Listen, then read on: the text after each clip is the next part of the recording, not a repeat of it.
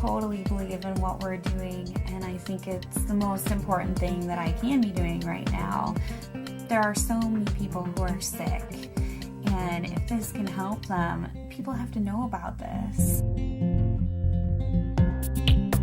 It's fantastic that I get to share this with my family, that we're doing this together, and that we both feel so passionately about it. She was on over 40 different medicines. She had been on methotrexate and Plaquenil, one of those which nearly destroyed her vision.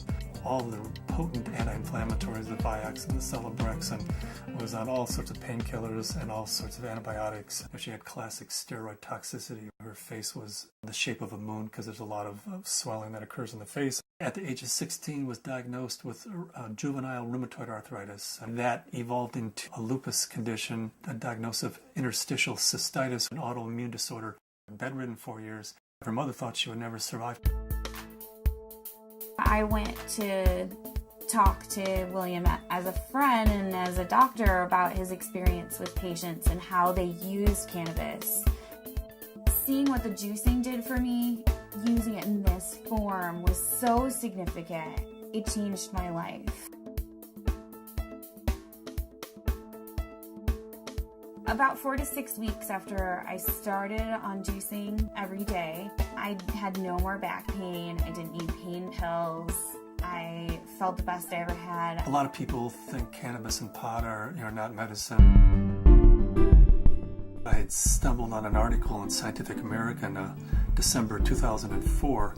They had an article on marijuana as the brain's own marijuana, and they introduced the idea that the body produces compounds that are very similar to those found in marijuana or cannabis. Cannabis actually goes upstream. It provides feedback from the postsynaptic nerve to the presynaptic nerve, which was unheard of in neurochemistry. I mean, all neurotransmissions were unidirectional, and all of a sudden, swimming against the force of that are these little cannabinoid molecules that tie the whole system together. The phytocannabinoids from this plant augment the body's attempt to restore and increase function to a normal level. So it mimics the regulatory system of cellular physiology. And recently, the Food and Drug Administration has approved of CBD, which is a cannabinoid like THC, one of 80 cannabinoids. The federal patent compares vitamin C, vitamin E, and CBD, or cannabidiol. CBD turns out to be more potent than either of those two. The thing that I warn my patients of is if you're going to be juicing this flower and this leaf and you're going to be doing this high-dose, non-psychoactive cannabinoid dietary approach, please do not heat it. When you heat cannabis, you make it psychoactive, which for a large part of the community, the psychoactivity of a plant is a measure of its medical quality. But it's really quite the inverse. If you heat or age cannabis in any way, you're destroying some of the medicinal properties of it. To use the plant effectively, we have to use it the way it evolved over 34 million years, which is raw. Because when it's raw, the THC is bound up as THC acid.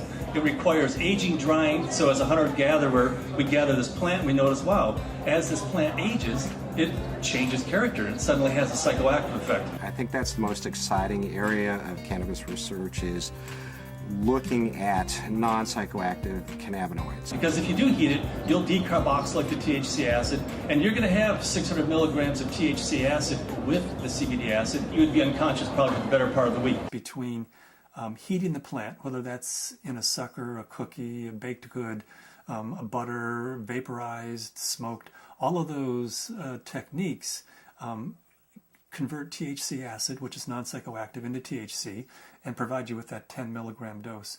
But if you eat the plant raw, then THC acid is the way it's found in the plant. It's not psychoactive.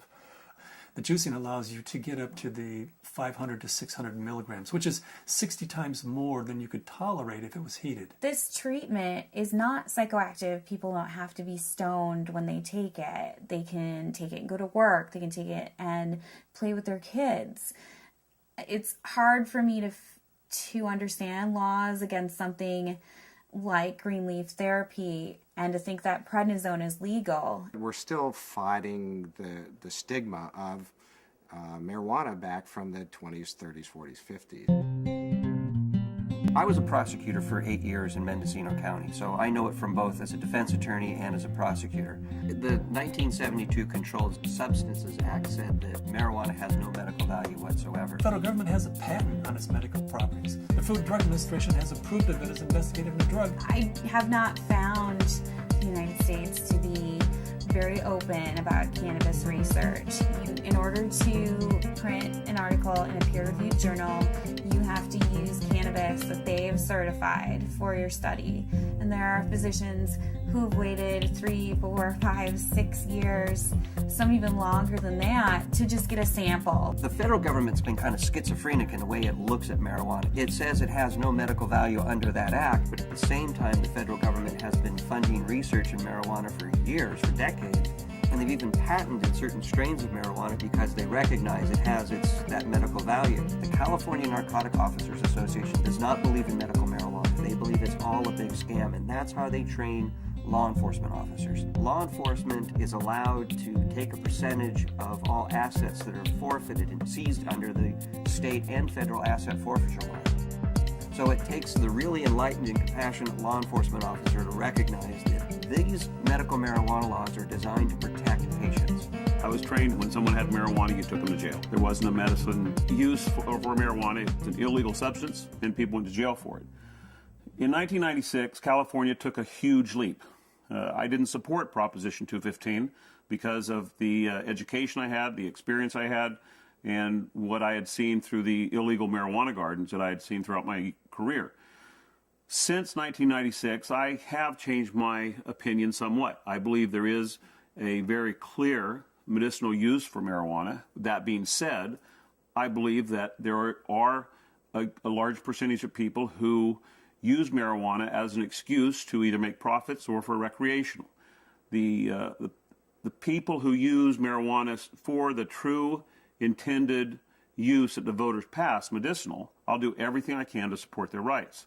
There's many more things that law enforcement can be focused on than medicinal marijuana. And I don't want to give the impression at all that I support people who are growing marijuana for medical purposes 364 days of the year, and then one day a year they make a big sale for a couple $100,000, and they're a commercial seller that one day of the year. They're the people who are causing problems for the people who really and truly need and can use medical marijuana.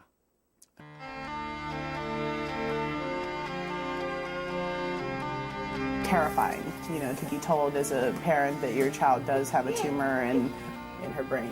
It took 24 hours in the operating room. They gave us a 10% chance of survival with treatment. The Oakland Children's Hospital, where they called me and they said they had a baby who they were discharging home.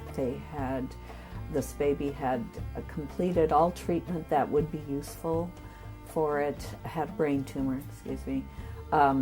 had surgery, had radiation and chemo, and the tumors were still growing and still multiplying, and therefore they said to the parents, just take this baby home and make it comfortable, because there's nothing more that we know that will help its condition. Started to accept to the point where the illness had taken her and us, and try and find some acceptance. A month went by and I got in contact with the family, and they said, well, we just came back from Children's Hospital.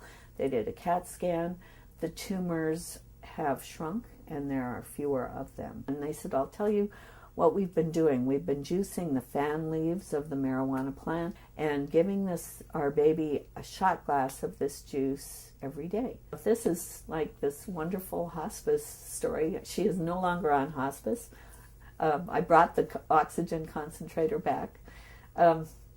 It's just one of those wonderful success stories. The plant is a pretty amazing plant because it appears that the juice of this plant is saving this baby's life.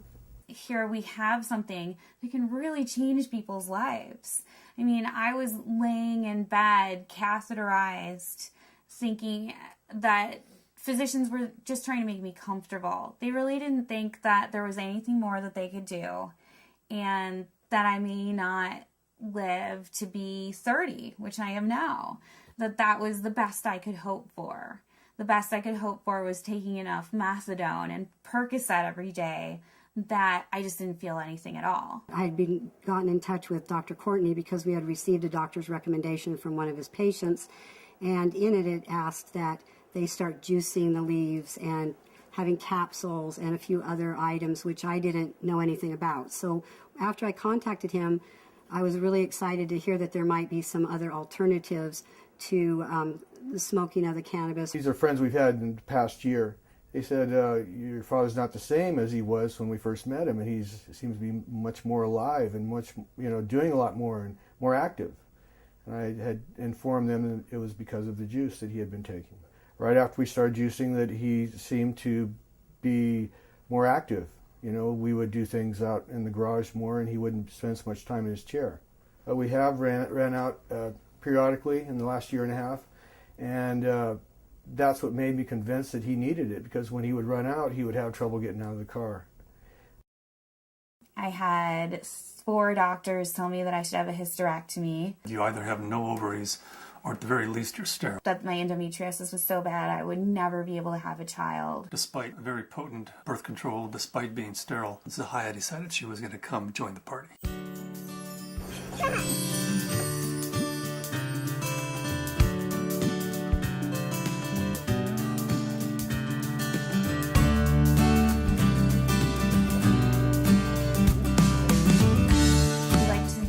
Ourselves by being extremely scientific, and people know that if they're going to come to us, they're going to have to go through a lot of hoops, but they're also going to get the most up-to-date scientific knowledge on this subject, and they're going to see a physician who's an expert in the field of non-psychoactive cannabinoids.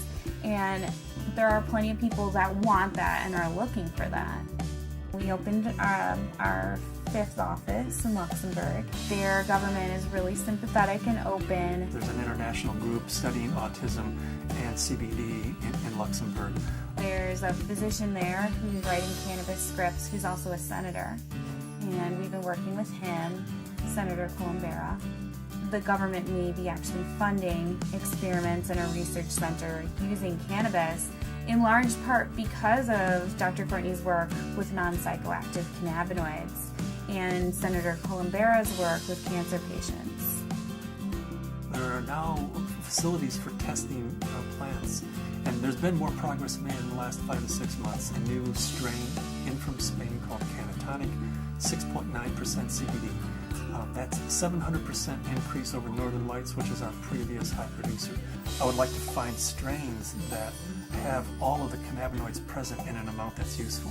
I'd like to produce strains that are adapted to environment. In Luxembourg, we're producing thousands and thousands of pounds of seed, to raise the money to give away, a half a pound of seed, because if that person grows an acre of cannabis and feeds their family the proteins and the fatty acids, incredible food source, an incredible preventative medicine source, and an incredible therapeutic source, and at the same time, they're sucking 5 times as much CO2 out of the environment as an acre of trees. First, we have to change Convention Treaty Number 1, which was the convention that the UN put out in 1961 that says cannabis is a crime, should be, if you have it, if you grow it, if it's in your possession, you should be in prison. That dogma has dominated the world right now.